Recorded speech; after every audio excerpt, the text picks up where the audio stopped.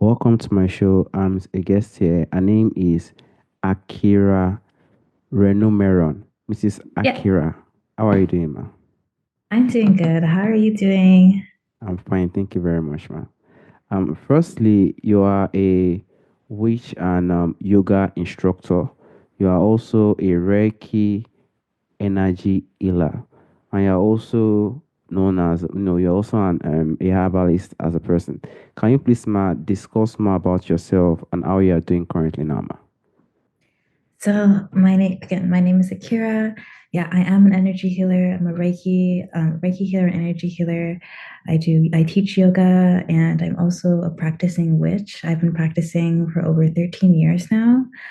Currently in my life, I'm studying at university. I'm in Indigenous Studies and Sustainability.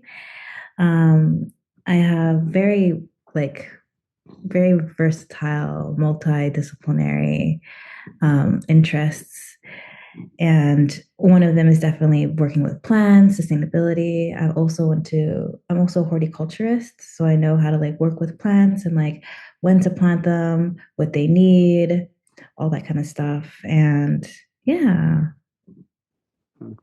I'm so glad, this is accurate. Normally, when you hear someone is a witch something, someone will just go scared that, hey, hope I'm not talking.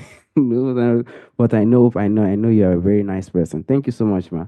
And do you also have a book that you've written, or are you planning on writing a book in the coming future, ma? I do plan on writing a book in the future, but it's more like going to be more like a science fiction, fantasy type of novel. I'm really into like the fantasy of like life and like magic. And so I feel like when I do write my book, it would be kind of like diving more into like creating a world similar to like Lord of the Rings or like Game of Thrones, stuff like that, but also more practical knowledge. For example, like talking about like spirituality, starting off in your spirituality, what to do. But currently, I have my YouTube channel and what's it called? And I have a Patreon where I like kind of put all my information out there to help people like get started on their journey or like get started on their journey or want to like learn more, like dive in deeper. And you also have a website. I think you did something about that. Yes, I do. I do. It's akira.com. All right, ma. And you also said you are dedicated to decolonize and also serve others. Can you please, ma, discuss more on that, ma? Yes, decolonization. I'm very dedicated in decolonization. Like that's something that like really means a lot to me because it's um like as BIPOC people, like I live in Canada and so like I live in Canada and so the land is not being taken care of. The land is not being taken care of, but the land doesn't belong to the indigenous peoples and it's something that is really important to me. Um like as someone who's like a first generation like living in Canada, like my mother, she's from the Philippines and my father, he's Jamaican and like they lived their lives in a colonial state, but not as colonized as, for example, Canada. Like yes, they're still colonized, but like I guess the oppression is like very deep and very obvious here in like, for example, Canada and America. And so that's something that I really want to move away from in the next coming like future for the next generation is for us to like reconnect with the land, reconnect with ourselves, reconnect with our communities, and like kind of like not move away from individuality, but like come back, more like coming back to community and oneness. So glad for that. Thank you so much, ma. And I would just like to know, like, what do you think really, there will be something that really motivated you to go into energy healing? What was the main thing that really motivated you, ma? What motivated me the most was knowing that my grandmother, my Lola, that she was an energy healer. That was like the main thing, honestly. Like people would comment, like before I became an energy healer, people would comment of how like good my energy feels. And like I never understood that until like my mother told me one day. She was like, "Oh yeah, like your Lola, she was a witch in her village and like she used to heal people. She used to like help them with herbs and like do like some things to them like with her hands." And I was just like, "Oh, okay." Like, and then just from that and knowing that like it's part of my lineage gave me so much motivation and so much power and like coming back to myself and my lineage and like my people. Mm. And I'm also glad that you are also bringing the legacy of your mother, which is also like an heritage. That is very very nice of you. Thank you so much, ma. And I would also like to know, like in your understanding, ma, what can you say what psychedelic means, ma? So psychedelics are personally, I see them as medicines uh, to help people either expand their consciousness or even go deeper within themselves, but which is also expanding our consciousness.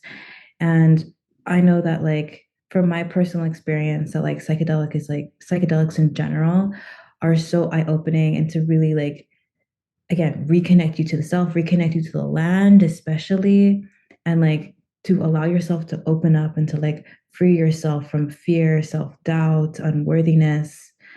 But again, like I do feel it's important that not every single person is able to do psychedelics, but for those who know that they can, um, I would like highly recommend to be able to do that. But I also want to acknowledge the fact that like not everyone can do them, and there's not like it's not super necessary for everyone to do them. But they are medicines. All right. I'm so glad you said it's not necessary for everyone. Thank you so much, ma.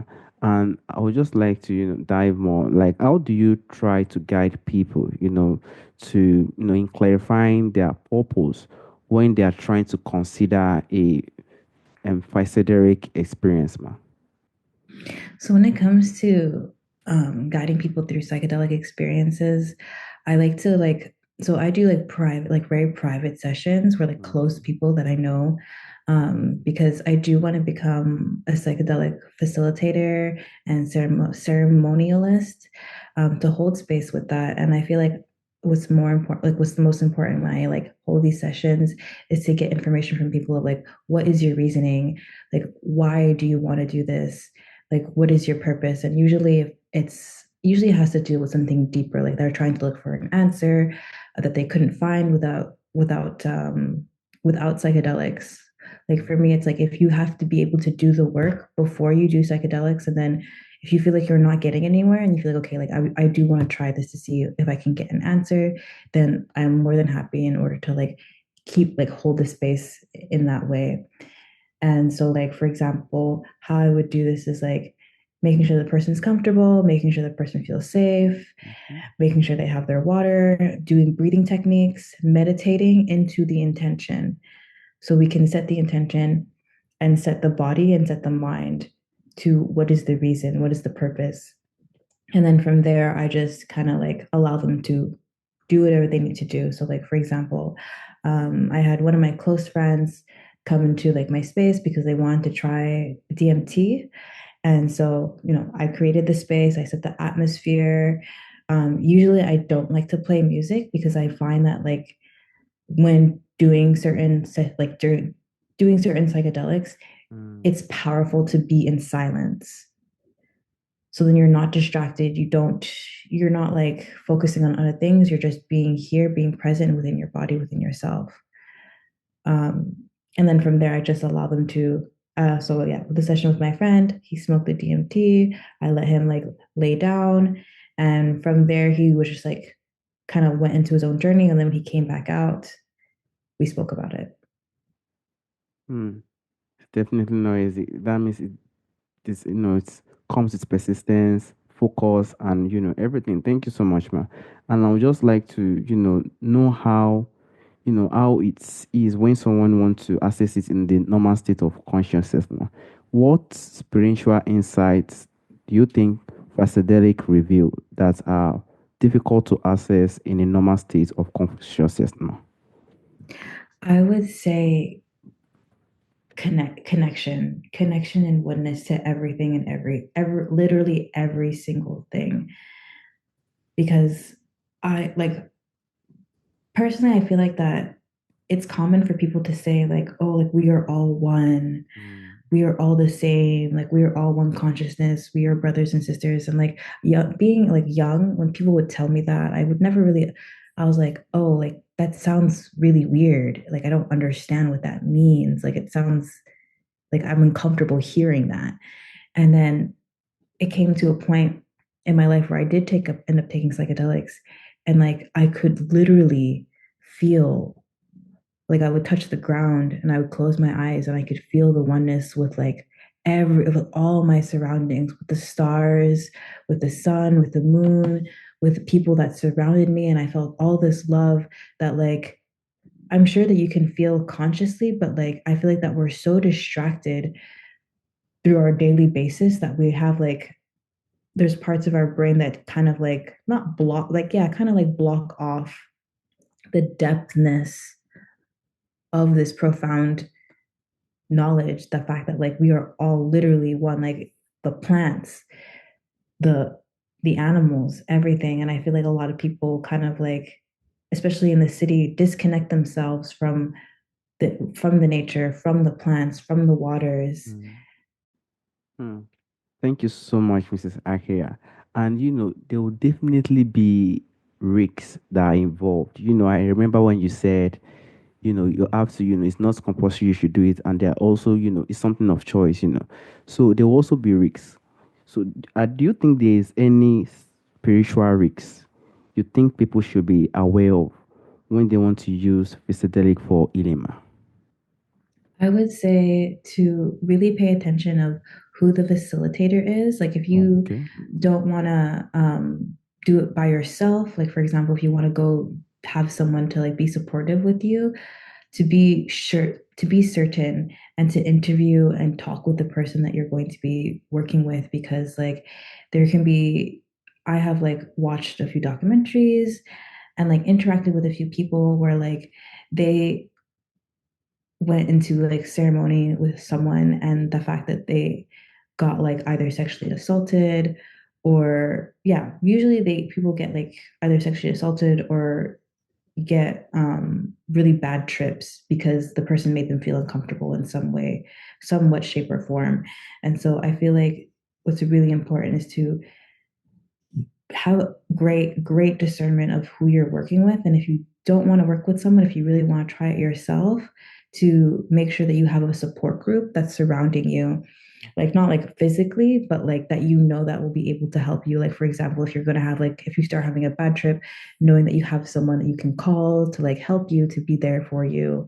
um if you feel like something's wrong, like making sure that you have someone there for you, and also to take your time to do a small dosage. I feel like that it happens more often than not where people will take like, oh, like I need to take this very large dose in order to feel something, in order to like, get the experience that I need. But it's like sometimes less is more.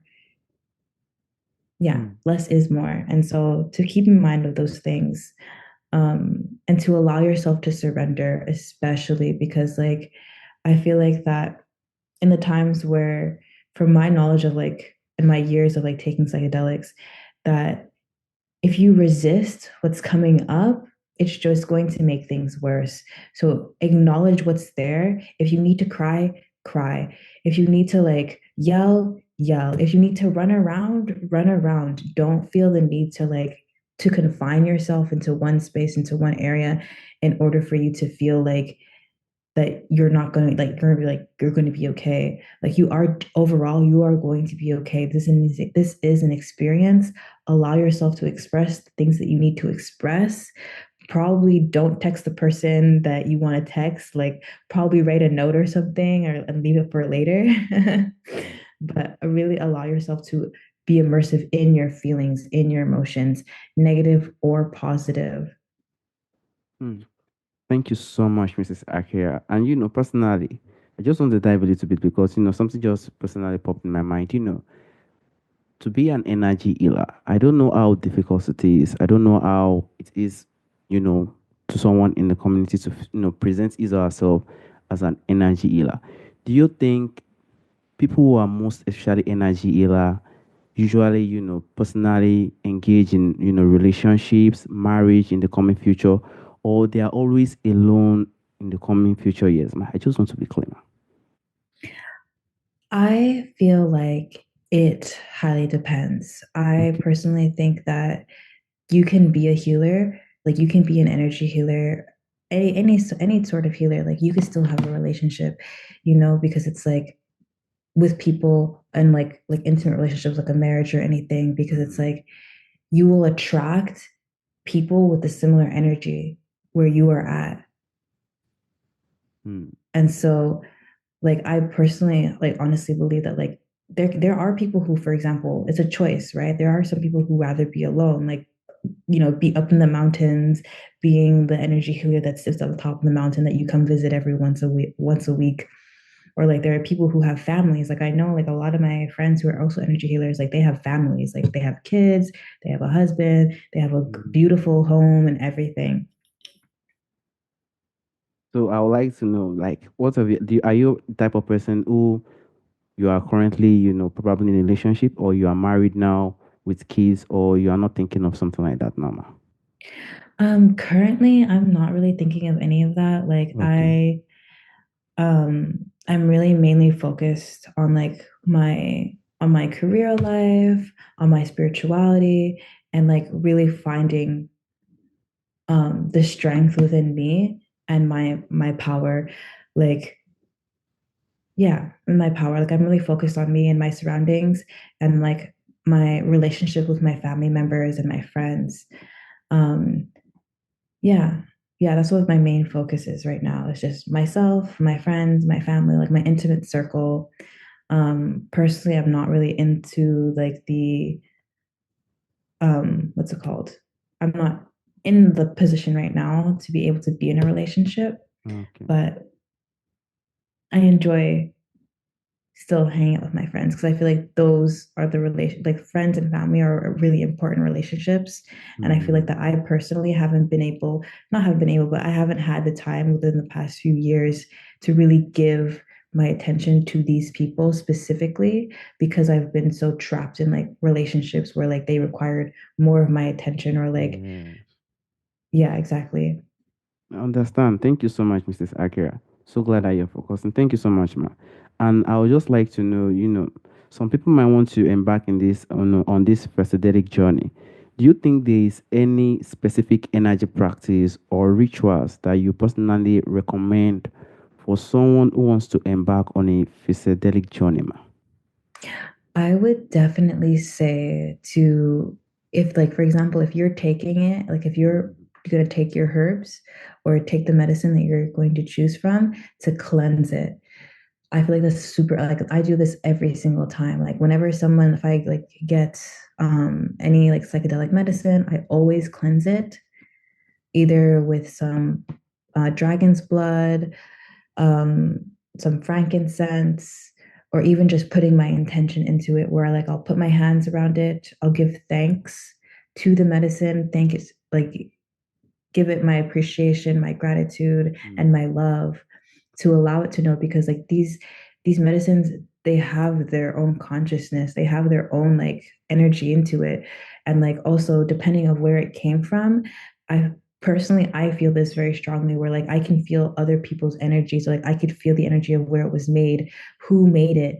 And so like for example, if it's someone that like does not resonate with like my energy or resonate what I'm trying to like go for my intention for my trip or my journey, I need to cleanse it. I need to put my energy into it and allow the medicine to know how grateful I am to work with it and to be here and that I am just a student. They are the teacher and I am open to like listen, to hear and to see what the messages need to be like what messages need to come forward. So one of the major ritual again is to cleanse whatever you have, set the intention, give your gratitude, give your love, and make sure you have water. mm. Thank you so much, Mrs. Akira. Thank you so much, ma. And what advice do you think you have for those who personally feel drawn to psychedelic and they want to use it as a pathway to deepen their spiritual journey, ma? If there isn't, do you have any advice for someone like that, ma? I would say to my advice would be to not to depend so highly on psychedelics. Like, yes, allow yourself to experience, Okay. but to also remember that through your spiritual journey, it doesn't always have to be with psychedelics because I personally feel like that the most spiritual journey that you have is like just you being alive. We are spiritual beings and like our life is a spiritual thing.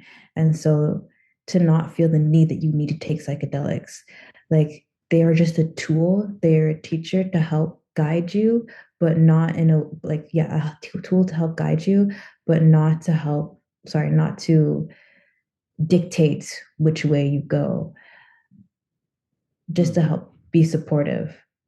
And so to not abuse it, to not abuse this medicine, and to be mindful of when you're using it, and to have an intention, to really truly have an intention. Because if you don't have an intention, then you're just recreationally using it. You're just using it as kind of like a party drug, or like I feel like it's important to have an intention, even if it's like a small intention, like oh I want to connect to my heart, or like oh like I would like an answer on this question. It doesn't have to be such a deep, profound intention. It could be as small as I would like to experience love. I would like to experience gratitude. I would like to feel this. I would like to feel my body. I would Mm. like to have a good experience and connect with source in a different way. Um, Connecting with spirits and connecting with yourself doesn't always have to be through psychedelics. So that's what I would say. That's my advice. All right, thank you so much, Ma. You also make me remember of my time of a story my dad told me. His grandfather was also an herbalist. So during that time there was a book that they used to write all these drugs and stuff like that. And my dad would just go behind him and just use it in a way that was not meant to be used. So it's very, very great for you saying that you have to use this thing in a positive way and the right way. Thank you so much, Mrs. Akira. And lastly, there's a question I just normally ask, ma, from the ancestors, from the Mhm. forefathers. If there is anything you would like to bring back to our time today, what do you think that thing would be, if there's any, ma? I would bring back, I would love to bring back community healings and gatherings. Mm. Like when people all just come together, like like for example, like your whole entire neighborhood, like your whole entire village, like everyone that's around you, or even people that are close to you, like personally, everyone just coming together and celebrating just oneness, celebrating being together, celebrating being alive, dancing, eating food all together, crying all together. That may be um without a paywall. Like that's something that I feel like that I would love to bring back forth, because it doesn't happen very often nowadays. I feel Mm. like at least here in Canada, it's not very often. Like to experience those things, it's like you have to pay in order to be part of an experience like that. But I feel like it would be so beautiful and so profound to have like people in your intimate circle and like those people as well, just everyone just come together and like have like a whole ceremony, like a days, like 3 days or like 4 days, where you just kind of like be in nature without having to worry about paying your rent or going to work, where you're just present in the moment with the people that you love. Mm. Thank you so much, Mrs. Akira. I want to personally thank you for your time, for the effort, for the interest you have on my show. Thank you so much, ma. You're welcome. Thank you for having me. All right, ma. Bye bye. Bye. Have a good rest of your day or evening.